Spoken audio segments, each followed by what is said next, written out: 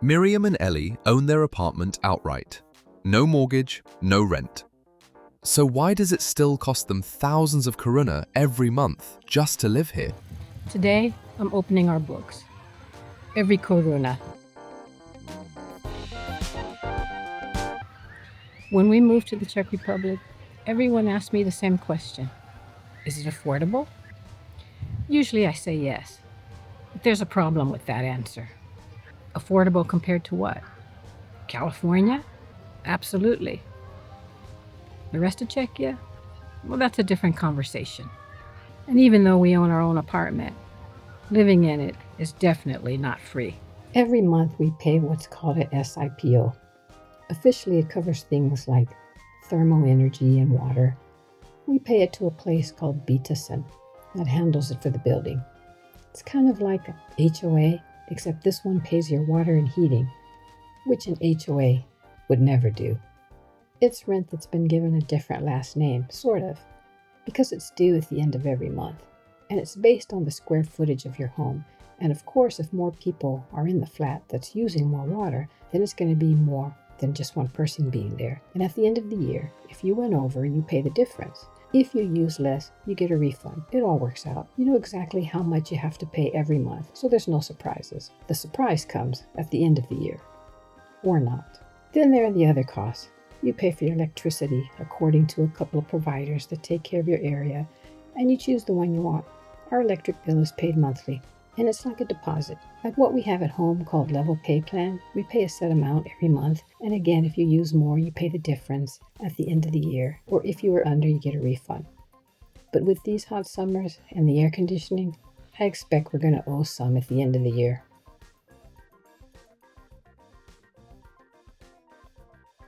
So next comes groceries. For the two of us, we spend about $350 to $400 per month. We eat pretty good. I cook and bake a lot. I make a lot of recipes from home. I can pretty much make any type of food myself, Chinese, Italian, or whatever. This is what we actually spend. Not an online cost of living estimate, not what somebody says a couple should spend. Us. We probably only eat out about once or twice a month. We budget about $50 for each of those outings, so I'd say around $100. Having a roof over your head is one thing. Keeping yourself fed in a city that treats coffee as a civic institution is another story entirely. Groceries here, by most measures, are cheaper than California. That's the number people came for. But it's also not the whole story. And Czech grocery prices, they have their own peculiar logic. One avocado can cost almost as much as an entire bag of potatoes. Apparently, potatoes have chosen to remain loyal to the working class. And then there's coffee and pastries. We also budget for our coffee outings because we both really enjoy coffee. So that's about $50 to $59 a month for our little cafe visits. And speaking of outings, our transit tickets. Since I'm 65, I get the discounted one. I buy for the entire year. Ellie's still not quite there yet, so hers is a little bit more. And we budget for outings like concerts or movies or theater or small day trips to different places. About $50 a month.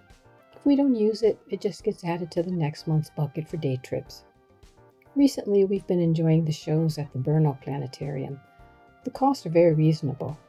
There's zoos and stuff, but there's an incredible amount of stuff to do here for free that we enjoy, like walking in nature, seeing castle grounds, and Ellie likes swimming at the huge dam lake. It's nice to have outings that you don't always have to break out your wallet, and it seems like we get a lot of family birthdays and parties back to back, so we're always doing some kind of celebration. But housing and food are the most obvious expenses. The interesting ones? Well, those are the costs that nobody asks about. Recently, I received my permanent residency, and with that, you are required, not suggested, to be on the country's health insurance, which is actually excellent if you ask me, a retired healthcare professional. But everyone pays the same depending on age and their income, but mostly the same. We each pay 3,024 crowns. No co-pays, no scary bills. It's the same doctor I had when I paid for my health insurance privately. But now it's better for me in the end. Next, mobile phones and internet. We both have iPhones with dual SIMs, so we have check phone numbers through Vodafone, unlimited text and talk and data, and we still have our USA numbers through another provider in the United States. Because we didn't want to port our numbers, a lot of times there's trouble with porting, and some numbers won't port. And we needed 24/7 access for our kids and for US business stuff, so we keep it. I've never missed a text or a call from the US. It just data switches.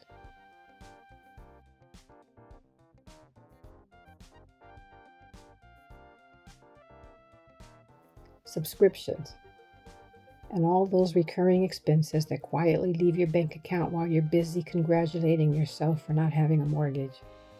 I have a lot of subscriptions. I have Netflix, Apple, YouTube Premium, our mail forwarding address, Adobe Suites, Dropbox, Discovery Plus, and content creation support apps.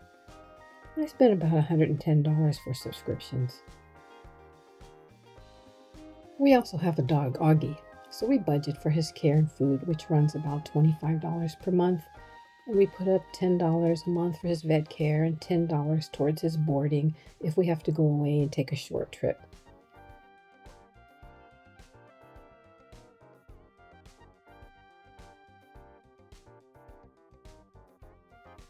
I had never actually put all these numbers together before, so the night before filming this video, I sat down and added up everything we spend in a normal month at 11:40 p.m., which was a mistake, because Ellie's always telling me to stop doing stuff and just go to bed. When people ask whether the Czech Republic is cheaper, I think what they really are asking is, would my life be cheaper there? And that's a much harder question. So let's actually answer it. Housing $203.16, electricity $77.09, food $400, health insurance $287.82, eating out $100, coffee shop excursions $59, tram tickets annual $28.25 a month, day trips $50, day trip meals $50, mobile phone check numbers $65.67, USA phone numbers $30, internet $26.13, subscriptions $110, pet care $45, which means that our actual monthly cost for check expenses only is $1,532.12. But I still have my storage unit in the US that I'm planning to go to get the stuff, like our bicycles and our family photos. So even if we add in my 2 credit card bills and some miscellaneous stuff, like savings and whatnot, that comes up to, well, we're still under $2,000 per month. That's what our life costs here. Not Czech Republic, not Brno, but ours.